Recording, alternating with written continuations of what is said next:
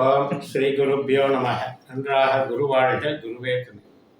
பரபிரம்ம ருத்ரகாயத்ரி ஞானஸ்தலத்து நண்பர்களுக்கு வணக்கங்களும் வாழ்த்துக்களும். மிதுன லக்னக்காரர்களுக்காக இந்த பதிவு. சுக்கிரன் கேது சேர்க்கை பலனுக்காக இந்த பதிவு.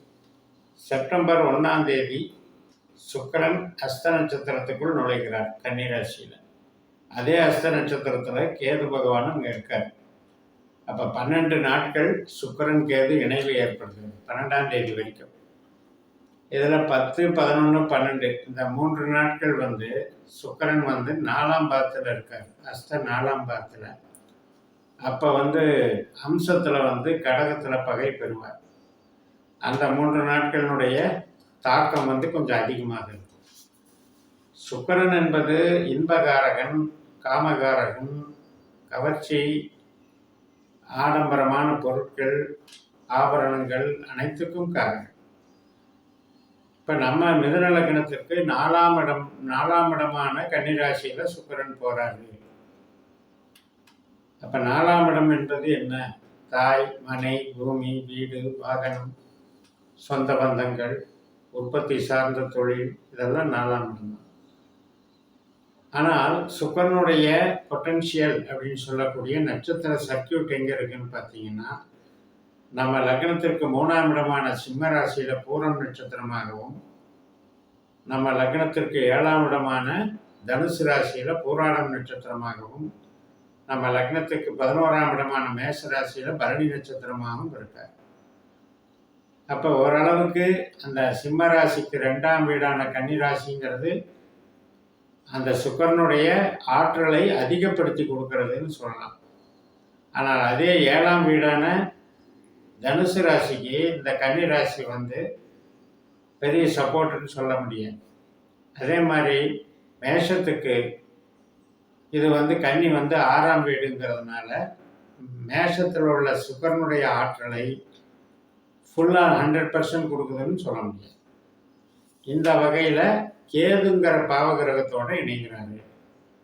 கேதுனுடைய நேச்சர் என்ன அப்படின்னா, கலகம், குழப்பம், வதந்தி, எதையுமே துண்டிக்கிற பிரச்சனை. அவர் எந்த வீட்டில் இருக்காரோ, எந்த நட்சத்திரத்தில் இருக்காரோ, அது சார்ந்த விஷயங்களை கட் பண்ணிகிட்டே இருப்பார். அப்போ சுக்கிரன் கேது சேர்க்கை சந்திரனுடைய நட்சத்திரத்தில், அஸ்த நட்சத்திரத்தில் ஏற்படுது. அந்த சந்திரன் நமக்கு தனாதிபதி, 2ஆம் வீட்டினுடைய அதிபதி. அப்போ அகம் சார்ந்து நம்ம பேச்சு, குடும்ப சூழல் இதெல்லாம் கொஞ்சம் பார்த்துக்கணும். தாயார் ஸ்தானம் இதெல்லாம் பார்த்துக்கணும். புறம் சார்ந்து கொடுக்கல் வாங்கல், பணவரவுக்கான முயற்சிகள், வீடு சம்பந்தப்பட்ட, இடம் சம்பந்தப்பட்ட, வாகனம் சம்பந்தப்பட்ட முதலீடுகள், இது எல்லாமே செய்கிறது தான் சுக்கிரன் கேது. அப்போ இந்த 12 நாட்களில் குழப்பங்கள் இல்லாமல் பார்த்துக்கிறதுக்கு நாம் பேச்சை குறைக்கணும். நம்மளுடைய பேச்சினால சில கலகம், குழப்பம் உண்டாகலாம். அதே நேரத்தில் பிறரை நம்புறதுல கவனம் செலுத்தணும். இந்த கேது மாயத்தோற்றம் உண்டு பண்ணிடுவார். நம்பி ஏமாறுறதுங்கிற விஷயத்தை டெவலப் பண்ணிடுவார். அதே மாதிரி தான் மூத்த சகோதர சகோதரி வகை, இளைய சகோதர சகோதரி வகை, இந்த வகையில் ஏற்படக்கூடிய சலனங்கள், சஞ்சலங்கள். இப்போ மிதுன லக்னத்துக்கு 5ஆம் அதிபதி சுக்கிரன். 5ஆம் இடத்துல விருப்பம் இருக்குது, ஆசை இருக்குது, பாசம் இருக்குது, குழந்தை இருக்குது, காதலும் இருக்குது. அதே மாதிரி சூதாட்டம் இருக்குது, வேத பாராயணம் இருக்குது, ஜோதிடம் இருக்குது, ஆன்மீகம் இருக்குது, இஷ்ட தெய்வம் இருக்குது. அந்த சுக்கிரனோட கேது சேரும் பொழுது ஆன்மீகம் சார்ந்து இயங்குபவர்களுக்கு பிரச்சனை கிடையாது. அவன் ஞானகாரன். ஏன்னா பற்றறுத்து ஈடுபடுறதுக்கு பேர் தான் ஆன்மீகம்.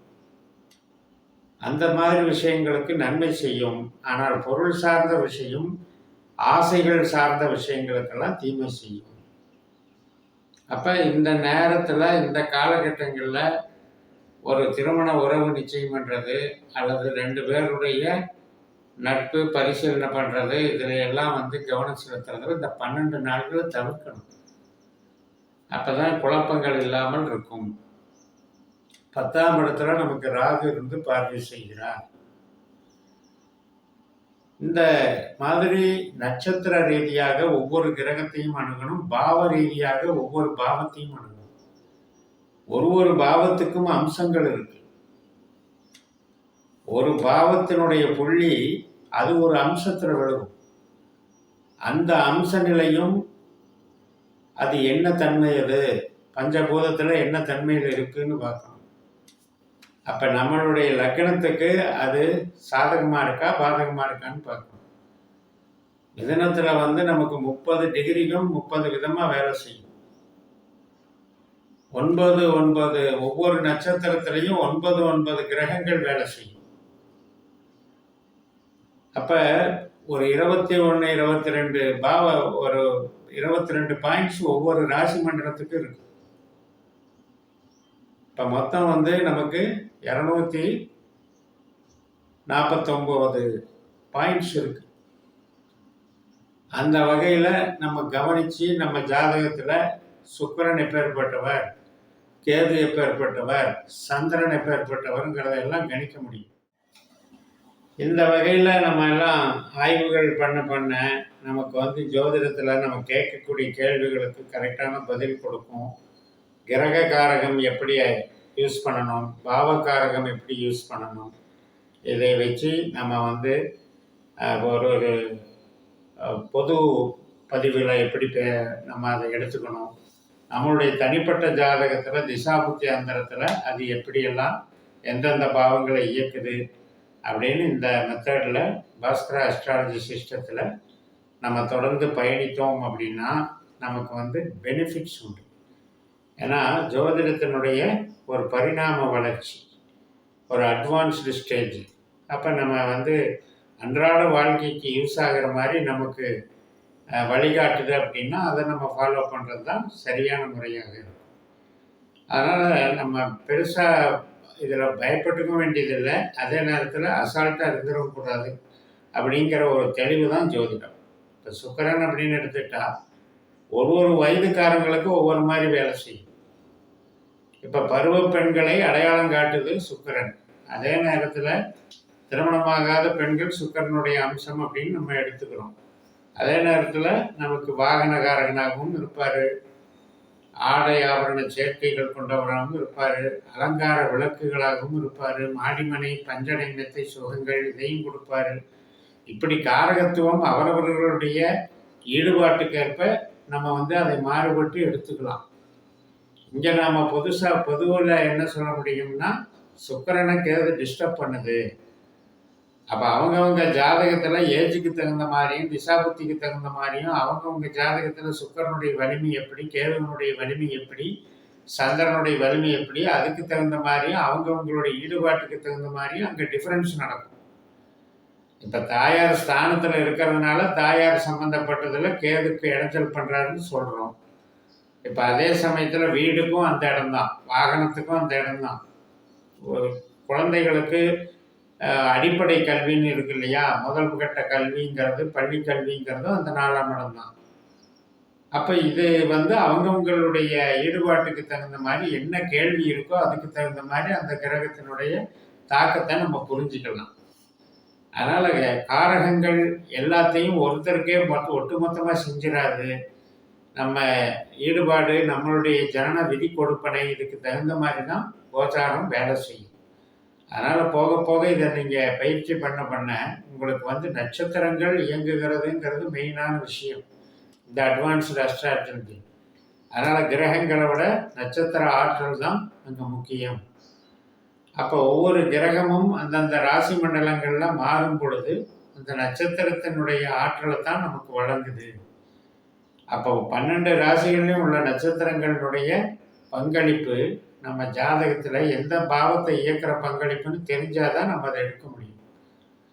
அதனால தான் நான் வந்து இப்போ இந்த இதில் வந்து என்ன சொல்கிறேன் அப்படின்னா, சுக்கிரன் கேது சேர்க்கை அப்படிங்கிறது பொதுவாக சுக்கிரனை கேது டிஸ்டர்ப் பண்ணுறாரு.